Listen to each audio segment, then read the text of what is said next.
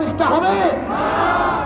তাহলে আমাদেরকে রাষ্ট্রকে গণতান্ত্রিক করতে হবে, রাষ্ট্রের পুনর্গঠন করতে হবে, ফ্যাসিস্ট রাষ্ট্রকে গণতান্ত্রিক রাষ্ট্রে পরিণত করতে হবে। তার জন্য দরকার সংস্কার।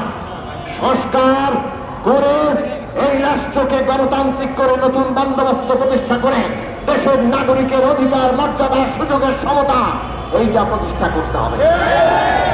দেশের নাগরিকদের জন্য সুবিচার প্রতিষ্ঠা করতে হবে। সেইটার জন্য মানুষ সংস্কার চায়। সংস্কার আমাদের দাবি। আর মানুষ 15 বছর ভোট দিতে পারে নাই, তিনটা নির্বাচন ভুয়া নির্বাচন। এই দেশের নির্বাচন ভোট দেওয়ার অধিকার যাই আসে তারাই কম বেশি কেড়ে নেওয়ার চেষ্টা করে। নির্বাচন হচ্ছে জনগণের হাতে যে ক্ষমতা, সেই ক্ষমতা প্রয়োগ করার একটা মাধ্যম।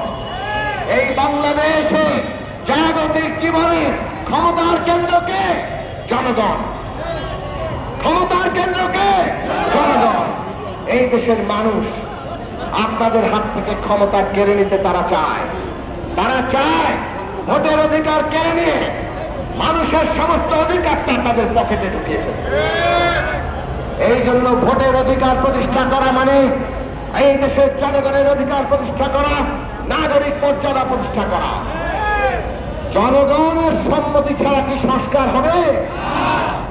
জনগণ ঠিক করবেন আগামীর সংবিধান কি হবে। আমরা সংস্কারের বিষয়ে রাজনৈতিক দলগুলো আলাপ আলোচনা করেছি।